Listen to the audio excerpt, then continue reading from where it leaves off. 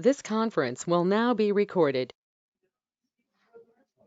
Beautiful. Let me go ahead and share my screen here so you can see what's going on.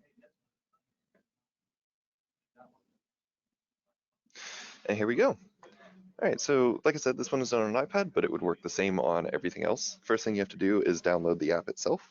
You can say I already have it, so we're going to go ahead and open that up. The first time that you hop on, it's going to ask you for a username and password, as well as to create a PIN.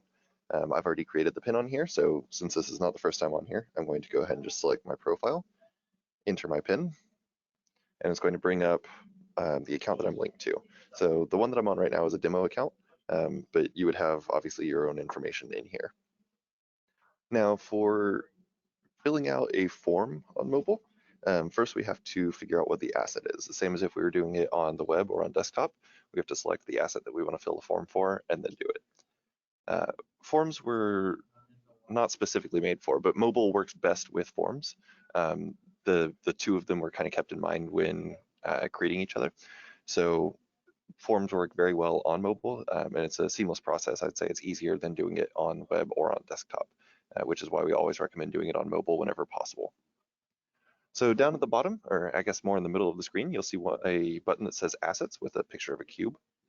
If I click on that, it's going to bring me to a search page. This is the same search criteria that you see whether you're on desktop, web, or on mobile. It may just be formatted a little bit differently. So you can see up at the top, we have a search bar that says asset number or serial number. If I know the asset number, it's always best to go ahead and type it in there because it'll pull up the asset that I'm looking for instead of having to look through a bunch of different ones. However, if I don't, I can search by other things. So you'll see we have the status. If I want to look up something that is scrapped or out of service, I can do it here. By tags or by owner, which would be the customer, or even by expiration date, date of manufacture, that kind of thing. So in this case, I just want to see all of my assets, and I'm going to just pick one from there. So I'm just going to click the search at the bottom middle, the big search bar. If I click the small one, it will just minimize the search criteria. So I want to hit the big search bar in the bottom middle. It's going to pull up all the different assets that I have here. So let's just choose, we'll choose, here we go, test 1, 2, 3. Once you choose the asset that you want, it's going to pull up the asset details page.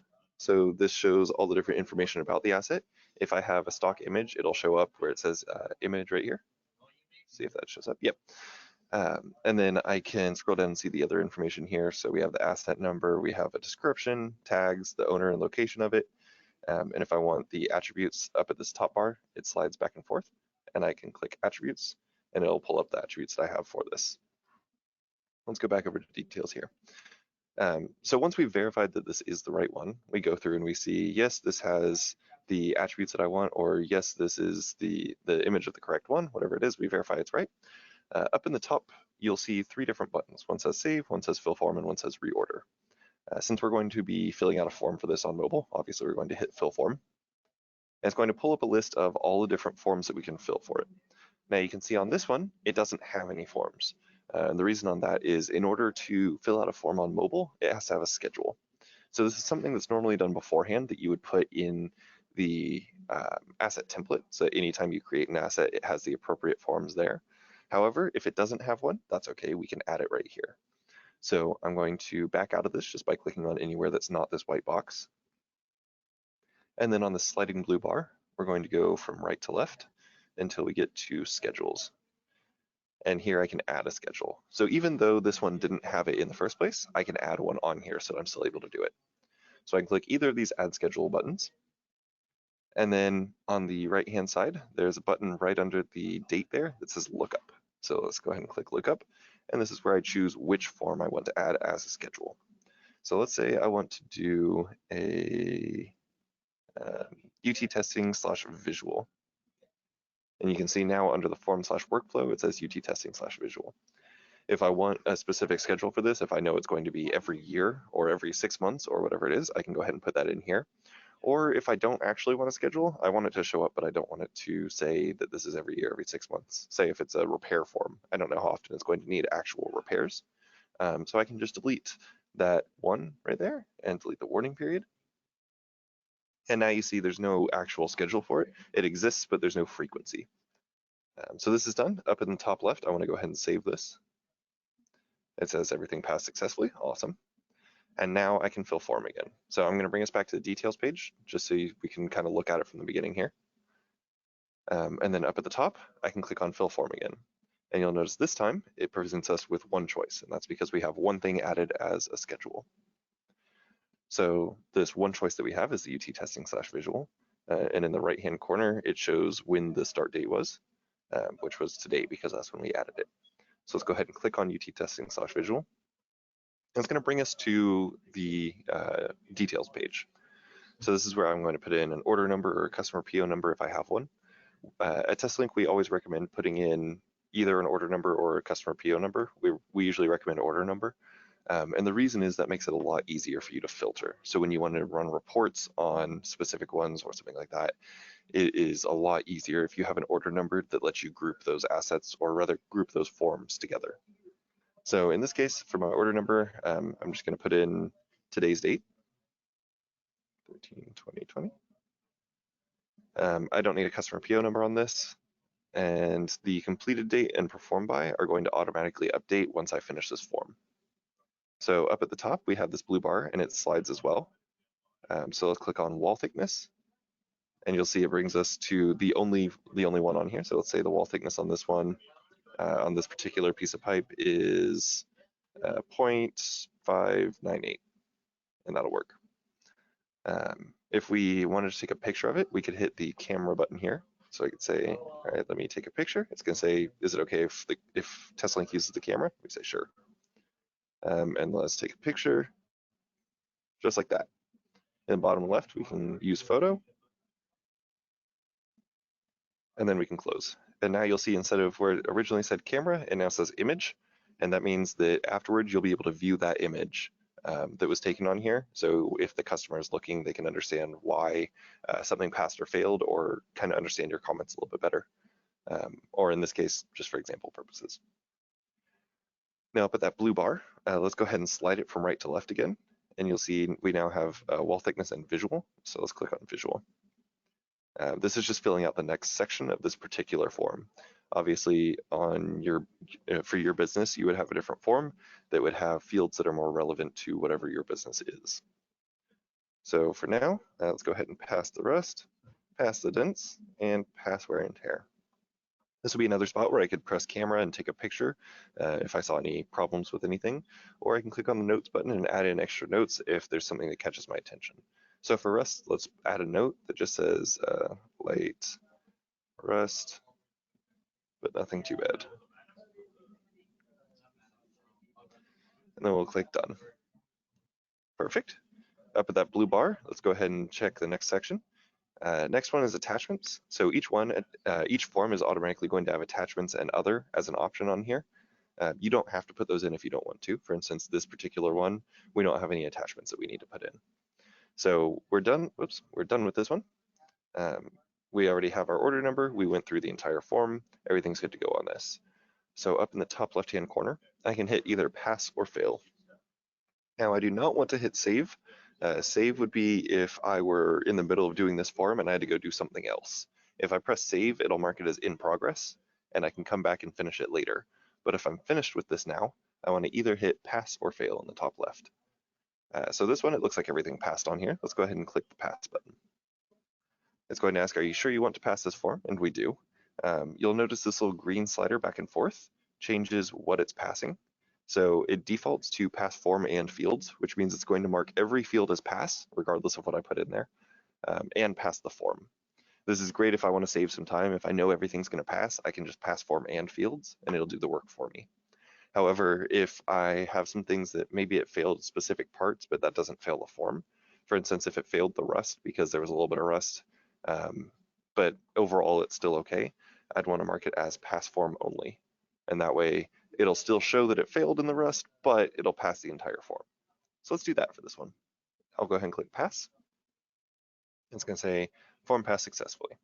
Fantastic. Up in the top right-hand corner, we have a back arrow key. So this is going to bring us back to where we just were a second ago, to that asset. And now let's go ahead and save everything on here up in that top left-hand corner again. And if I go to completed work, if I slide this bar from right to left and go over to completed work, you'll now see that there is a form that has been passed on mobile. So that's how you do the forms on mobile. You can also then, if I sync this by opening up the menu and pressing synchronize, give it just a second here, and we'll pull it up and double check that it shows on the web. And I'll also show you where you can add a schedule on the web so that it shows up correctly on mobile.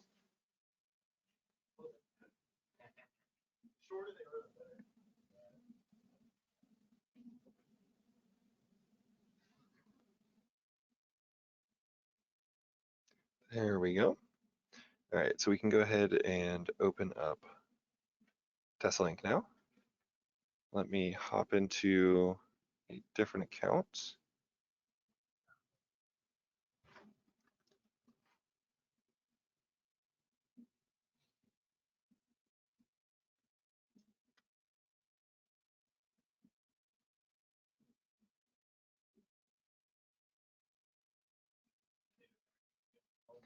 And now if I go over to asset management and I find that asset that I was looking at, which was test123, I believe. Oops. And search. Whoops, maybe it wasn't test123. Oh, it was, there was just no space. So let me go ahead and click on details. If I go over to the completed work, you'll see there's a UT testing / visual that we just did today at 10:16, which was 2 minutes ago. Now, for this one, we saw there originally weren't any schedules. We just added this one in while we were on mobile. But if I wanted to add it in on here, I could also click on this blue plus button, click create new, and then do the exact same thing I did before. So I'm going to choose whatever one that I want to put in. So let's do mag particle test form. I could change the frequency or change the warning period as needed. So I'll just go ahead and leave those for now. Let me save this. And now let's go back to the tablet here and synchronize again so that it shows up correctly. And then we'll fill out the mag particle inspection form as well to see kind of how that looks on mobile as well. One thing to keep in mind is that while you can fill the forms on mobile, you cannot create new forms on mobile. So if you ended up realizing, hey, we don't have a form for whatever it is, our preventative maintenance for pipes, you would not be able to create that on mobile. You would have to create that in the web and then sync mobile to have it show up correctly on there. So let's go ahead and find that same asset that we just looked at, test123. And now when we click fill form up in that top center part, you'll see we have two different options. We have the visual inspection, which we originally saw, and we also have a mag particle test form. So let's go ahead and click mag particle test form. It's going to automatically fill in that same order number from before. This is an option that you can toggle on and off within TeslaLink. We find most customers end up using it because if you're doing a lot of different forms, they tend to be part of the same order. So it'll keep both your order number and your customer PO number until you change them, unless you want to turn that function off. So we already have our order number filled in here. Up at the top, we can go ahead and click on part one. We don't need to slide anything because it's in view. So let's go ahead and click on color, and we have our different options. Let's say that this is black, pressure rating of, 15,000, and a length of 4 feet. If I can find the double quote mark here. Sorry, single quote mark. There we go. Now up at the top, I can drag from right to left, click on mag particle, and say this passed. You notice the same as before, we have attachments and other. This one doesn't have any attachments, we don't need to worry about it. So let's go back into details, and now we can pass the form as a whole. Let's go ahead and click pass on this as well. Remember, if I'd press save, it would just mark it as in progress. So I always want to pass or fail if I'm done with the form. Then up in the top right-hand corner, we can click the back arrow and save everything. And then we can go back over to completed work, and it shows up right here, same as it did online. So that's filling out a form on mobile. It's fairly easy to do. Like I said, it works the exact same way on Android, or if you're doing it on any other form of tablet, it shows up the same way. The only differences are slight changes in how you open up the menu in that top left. On iOS, you click on it, and on Android, you drag from left to right, and it shows up. do we have any questions on how to do any of the things that we saw here today?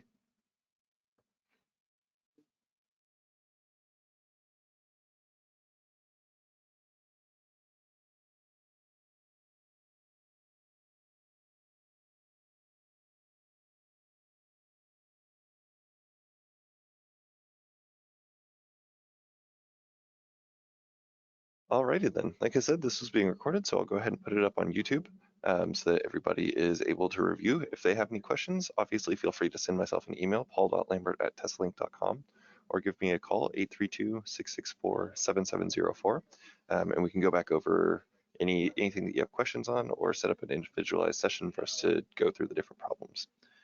Thank you all for coming out here today, and I hope you all have a great day.